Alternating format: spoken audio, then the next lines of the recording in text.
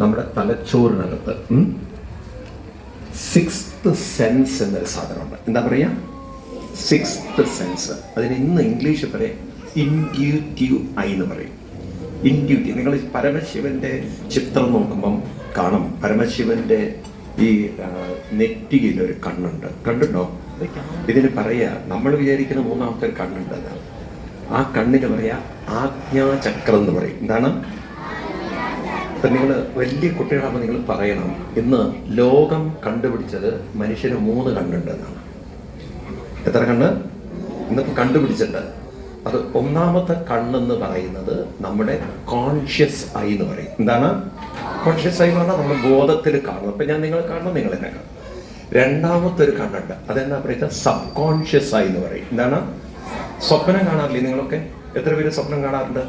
അത് ഏത് കണ്ണുകൊണ്ടാണ് കാണുന്നത്? കണ്ണുകളൊക്കെ വെച്ചിട്ട് സ്വപ്നം കാണാറുണ്ടോ? കാണാറുണ്ടോ? നിങ്ങൾ അമ്മയോട് പറയും, അമ്മ എന്താ ലൈറ്റൊക്കെ ഇട്ടോളൂ, കാരണം അത് സ്വപ്നം കാണുന്നത് ഉണ്ടോ? കൈ താഴ്ത്തിക്കണോ?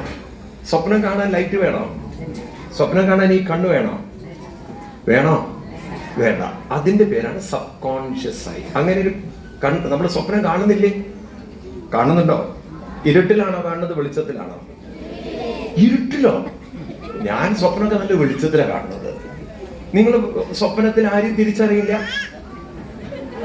തപ്പിത്താണോ കാണുന്നില്ല? സ്വപ്നത്തിൽ അമ്മയൊന്നും അറിയുന്നില്ല? ഇരുട്ടാണോ? സ്വപ്നത്തിനകത്ത് ഇരുട്ടാണോ വെളിച്ചാണോ? വെളിച്ച. അപ്പൊ കാണുന്നില്ലേ നമ്മള്? ഉണ്ടോ ഇല്ലയോ? അപ്പൊ സ്വപ്നത്തിൽ കാണുന്നുണ്ട്. ആ കണ്ണിന്റെ പേരാണ് സബ് കോൺഷ്യസ് ഐ. പറയൂ. ഇനി മൂന്നാമത്തെ ഒരു കണ്ണുണ്ട്, അതിന്റെ പേരാണ് ഇൻറ്റ്യൂറ്റീവ് ഐ. എന്താണ്? Super conscious I. എന്താണ്? ഇത് വേണോ? നിങ്ങൾക്ക് വേണോ? ഇത് കിട്ടിയാലല്ലോ, ഇത് കിട്ടിക്കഴിഞ്ഞാൽ പരീക്ഷ പാസ്, ഫുൾ പാസ്. സത്യം. നിങ്ങൾ മഹാഭാരത യുദ്ധം കേട്ടിട്ടുണ്ടോ? ആര് തമ്മിലായിരുന്നു മഹാഭാരത യുദ്ധം? ആര് തമ്മിലായിരുന്നു?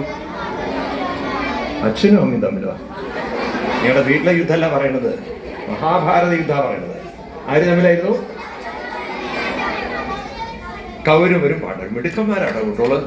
ഞാൻ അച്ഛനും അമ്മയും ഞാൻ പറഞ്ഞതാണ്. അപ്പം മഹാഭാരതത്തില് ഒരു വശത്ത് പാണ്ഡവരും ഒരു വശത്ത് കൗരവരും. ഈ യുദ്ധത്തിലുണ്ടല്ലോ, ഭീമസേനനൊക്കെ ഈ വിഷ്ണു സഹസ്രനാമം ചൊല്ലിയത് കൊണ്ടാണ്, അർജുനനൊക്കെ ഈ വിഷ്ണു സഹസ്രനാമം ചൊല്ലിയോണ്ടാണ് യുദ്ധം ജയിച്ചത്. നിങ്ങൾ കേട്ട് കാണും, ഭീമസേനനാണ് ദുര്യോധനനെ വീഴ്ത്തുന്നത്. ആരെ? കൗരവന്മാരുടെ പ്രധാനിയായിട്ടുള്ള ആളാരായിരുന്നു? ദുര്യോധനൻ. ആരായിരുന്നു? കൗരവന്മാരുടെ. ആ ദുര്യോധനനെ കൊല്ലാൻ 18ാമത്തെ ദിവസം, എത്രാമത്തെ? ഭീമസേനൻ എന്തായിരുന്നു ആയുധം ഉപയോഗിച്ചത്? ഗദ കൊണ്ട് അടിക്കുകയായിരുന്നു. എങ്ങനെ അടിച്ചിട്ടും ഭീമസേനന് ദുര്യോധനെ വീഴ്ത്താൻ പറ്റിയില്ല. വീഴ്ത്താനേ പറ്റിയില്ല. അപ്പോഴാണ് ഭഗവാൻ ശ്രീകൃഷ്ണൻ കൈയടിക്കുന്നത്, എല്ലാവരും പ്രോത്സാഹിപ്പിക്കുക. നമ്മളൊരു ഇപ്പോഴല്ല, ഒരു പ്രോഗ്രാം നടക്കുമ്പോൾ, ഒരു കളി നടക്കുമ്പോൾ എല്ലാവരും ഇങ്ങനെ സപ്പോർട്ട്, ഇങ്ങനെ എല്ലാവരും കുട്ടികളൊക്കെ നിങ്ങളുടെ സ്കൂളിൽ സ്പോർട്സ് ഒക്കെ നടക്കുമ്പോൾ നിങ്ങൾ കൈയടിക്കില്ലേ? എന്തിനു വേണ്ടിയിട്ട്? ഓടുന്നവർക്കൊരു പ്രോത്സാഹനം കൊടുക്കുക. ഇതുപോലെ എല്ലാവരും ഇങ്ങനെ കൈയടിക്കുമ്പോൾ ഭീമസേന വീഴും. കാരണം അത്ര ശക്തിയായിരുന്നു ദുര്യോധനൻ. ആ ശക്തിയുടെ പിന്നിൽ ഒരു കഥയുണ്ട്. അവർക്ക് ഇങ്ങനെ അറിയുമെന്നറിയില്ല. കണ്ണൊക്കെ അടിച്ച് ദുര്യോധനെ കണ്ണൊക്കഴിച്ച് ശക്തി പകർന്ന ഒരു കഥയുണ്ട്. ആരായിരുന്നു ദുര്യോധനെ ശക്തി പകർന്നത്? കുട്ടികൾ മാത്രമേ ഉത്തരം പറയുന്നേ, കുട്ടികൾ മാത്രം. മുതിർന്നവർ ഒരക്ഷരമായ വിളിക്കരുത്. നോക്കൂ, എന്തൊരു നല്ലൊരു മിടുക്കന്മാരെ മിടുക്കിയതാണോ പറഞ്ഞിരിക്കുന്നത്. ആരാ കൊടുത്തത്? ഗാന്ധാരി. ഗാന്ധാരി അതുവരെ എന്ത് ചെയ്തു? കണ്ണിന്റെ കെട്ടൊക്കെ കെട്ടി അങ്ങനെ തന്റെ ശക്തിയൊക്കെ ഉള്ളിൽ അങ്ങനെ സൂക്ഷിച്ചു വെച്ചായിരുന്നു. യുദ്ധത്തിന് വേണ്ടി ദുര്യോധനോട് പറഞ്ഞു, നീ എന്റെ മുന്നിൽ വരണം. പറഞ്ഞത് വസ്ത്രമൊന്നും ഇല്ലാതെ വരണമെന്നാണ്. ദുര്യോധന്റെ ഒരു നാണക്കേട്. അങ്ങനെ അമ്മയുടെ മുന്നിൽ ഇങ്ങനെ വസ്ത്രം ഇല്ലാതെ പോവുക. അപ്പൊ ട്രൗസറൊക്കെ ഇട്ടിട്ടാണ് പോയത് അമ്മയുടെ മുന്നിൽ. അപ്പൊ ദുര്യോധനന് സർവശക്തിയും ആര് കൊടുത്തു? ആര് കൊടുത്തു? ഇത് ഭീമസേനനാണ്. ഇന്നലെ പ്രസവിച്ചതും കൂടെ ഉത്തരം പറയുന്നുണ്ട്. അപ്പം വളരെ സന്തോഷമാണ്. അപ്പോ ഭീമസേന നോക്കുമ്പോ ഭീമസേന അറിയില്ല ഇത്. ഭീമസേന അങ്ങനെ കഥ കൊണ്ട് അടിക്കുകയാണ്. എവിടെ അടിച്ചാലും ദുര്യോധനനെ അളക്കില്ലേ. കാരണം അത്ര ഇരുമ്പ് പോലുള്ള ശരീരം. ഭീമസേനന്റെ ഗതയുടെ ആണി തെറിച്ചു, മറ്റേ ആണി പോയി, ഭീമസേനന്റെ ആണിയെ പോകാൻ തുടങ്ങി. ഭീമസേനൻ കടന്നിങ്ങനെ വെപ്രാളപ്പെടുക. ഇവിടെ എല്ലാവരും കൈയടിച്ച് പ്രോത്സാഹിപ്പിക്കുക. ഒരാൾക്ക് പ്രോത്സാഹനമല്ല, ഒരാൾക്ക് നിരുത്സാഹമാണ്, തളർന്നു പോവാണ് ആള്.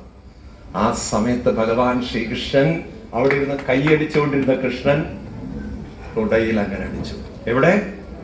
തുടയിൽ. തുടയിൽ അടിച്ചപ്പോൾ വിഷ്ണു സഹസ്രനാമം ചൊല്ലി.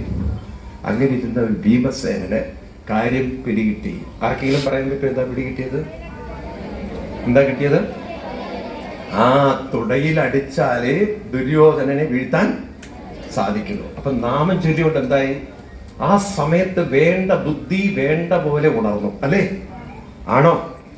അതുകൊണ്ട് ഭീമസേന യുദ്ധത്തിൽ ജയിക്കാൻ പറ്റി. കൃഷ്ണൻ ഗീതയിൽ പറഞ്ഞു, നിങ്ങളൊക്കെ ഗീത കേട്ടിട്ടുണ്ടോ, പഠിച്ചിട്ടുണ്ടോ? അവിടെ പറയും, തേഷാം സതതയുക്താനം ഭജതാം പ്രീതിപൂർവം. ചൊല്ലാലോ നിക്ക്, അല്ലേ?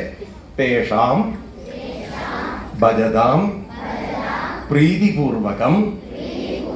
അർത്ഥാവോ നിക്ക്? പ്രീതിയോടുകൂടി ആരാണോ വിഷ്ണു സഹസ്രനാമം ചൊല്ലുന്നത്, ദദാമി, ഭഗവാൻ പറയുന്നു, ദദാമി, ഞാൻ നൽകുന്നു. ബുദ്ധിയോഗം. എന്താണ്? ഇനി ശ്രദ്ധിക്കുക, ഈ വിഷ്ണു സഹസ്രനാമം നിങ്ങൾ എത്ര പേര് ഡെയിലി ചൊല്ലുന്നവരുണ്ട്? ഡെയിലി ചൊല്ലുന്നവർ 1-2 പേരുള്ളൂ. ഡെയിലി ചൊല്ലിയാലല്ലോ, ഞാൻ പറഞ്ഞുതരാം നിങ്ങൾക്ക്. നിങ്ങൾ പരീക്ഷയിൽ എഴുതാൻ പോണ മാർച്ചിലല്ലേ? ആണോ? പരീക്ഷ എഴുതാൻ പോവല്ലേ? എന്നാ അത് പറയുമ്പോൾ ഒരു ധൈര്യം ഇല്ലാത്തത്. പരീക്ഷ എഴുതണ്ടെന്ന് ആഗ്രഹമുള്ളവർക്ക് എത്ര പേരുണ്ട്? എനിക്ക് പരീക്ഷ എഴുതണ്ട. അത് നിങ്ങളിപ്പം അച്ഛനും അമ്മയും പുറകിലിരിക്കുന്നതുകൊണ്ട് കൈവക്കില്ല. മാത്സ്